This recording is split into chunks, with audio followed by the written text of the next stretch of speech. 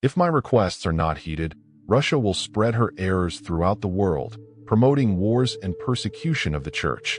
The good will be martyred, the Holy Father will have much to suffer, and various nations will be annihilated. These are the words from Our Lady to the 3 children of Fatima on July 13, 1917. The children didn't know geography, didn't follow politics, had never heard of communism. But Our Lady knew exactly what was coming. And within months, her prophecy began to unfold with terrifying precision. October 1917, just 3 months after Our Lady's warning, the Bolshevik Revolution erupted in Russia. Vladimir Lenin and his communist forces established the world's first atheist state. What followed was systematic persecution of religion unlike anything history had seen. 28 bishops executed within 5 years. Thousands of priests murdered. Churches dynamited or converted into museums of atheism.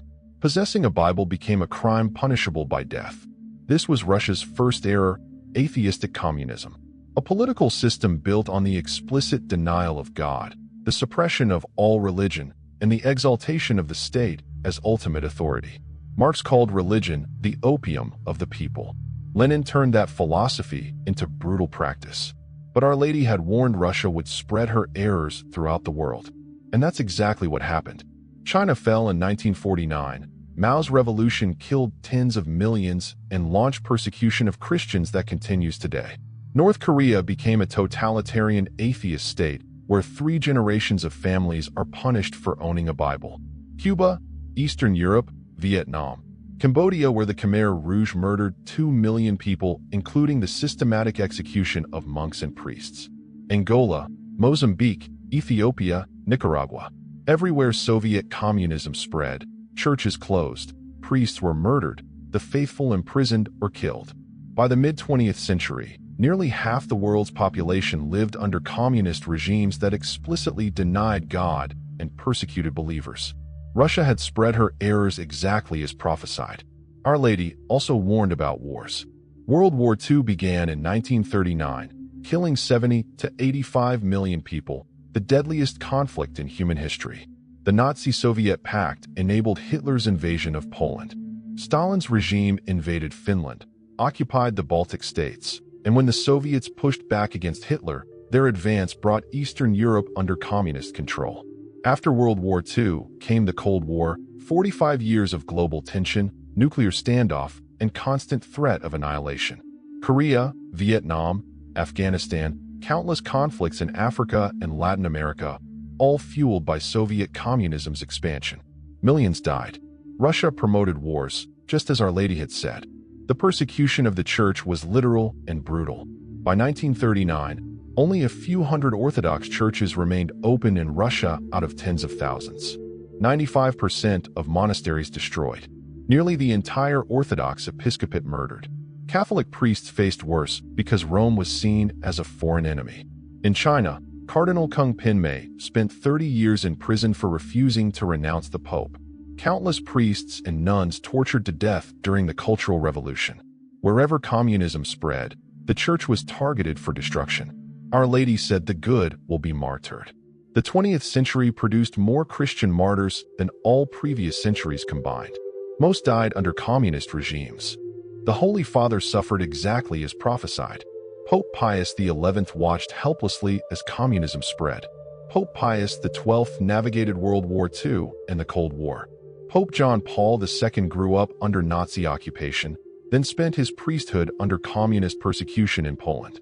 He watched friends disappear into prisons, saw churches closed, experienced the systematic attempt to eradicate faith.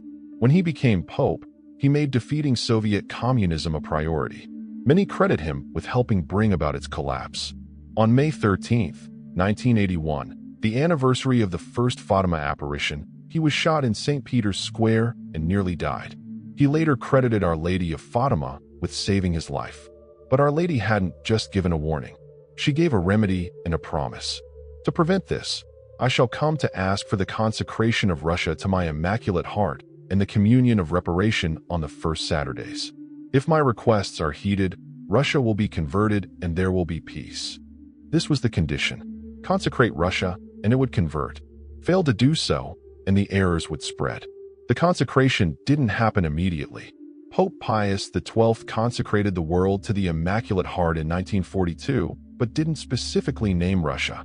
Pope Paul VI repeated a world consecration in 1964. Still not specific enough. March 25, 1984, Pope John Paul II stood in St. Peter's Square and performed what many consider the proper consecration. He consecrated the world and Russia specifically to the Immaculate Heart of Mary. What happened next is historically remarkable. Within 5 years, the Soviet system began to collapse. The Berlin Wall fell in November 1989. Communist regimes across Eastern Europe crumbled in rapid succession. Poland, Czechoslovakia, Hungary, Romania, East Germany, one after another broke free. Then on December 26, 1991, the Soviet Union officially dissolved. The atheist superpower that had dominated half the world, murdered millions, and persecuted the church for 74 years ceased to exist. Russia did not become Catholic overnight, but the systematic state persecution of religion ended. Churches reopened. Seminaries trained priests again. Bibles could be owned freely.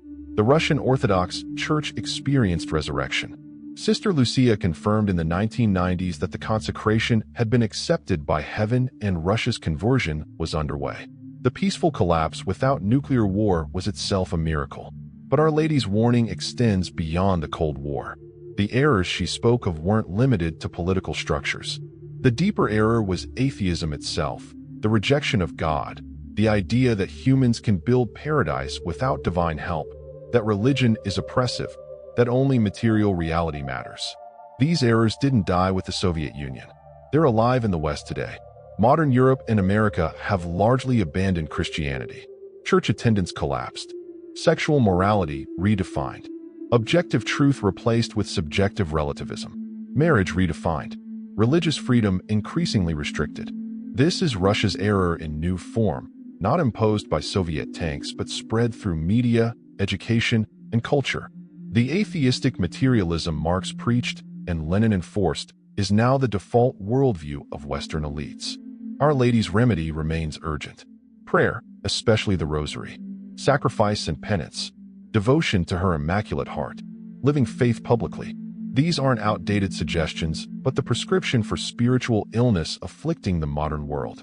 Russia's story proves Our Lady's prophecies are accurate. Everything she said in 1917 came true. The rise of communism, the spread of atheism, the wars, the persecution, the martyrdom. And when the consecration was performed, the conversion began. We should take seriously her other warnings. She said if people prayed and did penance, souls would be saved and peace would come. She warned that if they didn't, errors would continue spreading and nations would be annihilated. The 20th century stands as testimony to Our Lady of Fatima's prophetic accuracy. She predicted in 1917 what no political analyst could have foreseen: the rise of Soviet communism, its global spread, the unprecedented persecution of believers, 2 world wars, the suffering of popes, and the martyrdom of millions. Every detail came true with devastating precision. But she also promised a remedy, and when that remedy was finally applied through the consecration of Russia, the seemingly unstoppable Soviet Empire collapsed peacefully within 5 years. This is not coincidence or historical accident. This is prophecy fulfilled. The century that began with Our Lady's warning at Fatima became the bloodiest in human history, with over 100 million people killed by communist regimes alone. Yet it also ended with communism's collapse and religious freedom returning to half the world. The question facing us now is whether we'll recognize that the spiritual battle continues, that Russia's errors have simply taken new forms in Western secularism, and that Our Lady's remedy, prayer and consecration to her Immaculate Heart, remains as necessary today as it was in 1917. The 20th century proved she was right about everything. We'd be foolish to ignore her now. This is revealed by saints. Subscribe to witness what heaven showed to those who saw beyond the veil, and share this message with someone who needs to understand what Our Lady of Fatima revealed about the world we're living in today.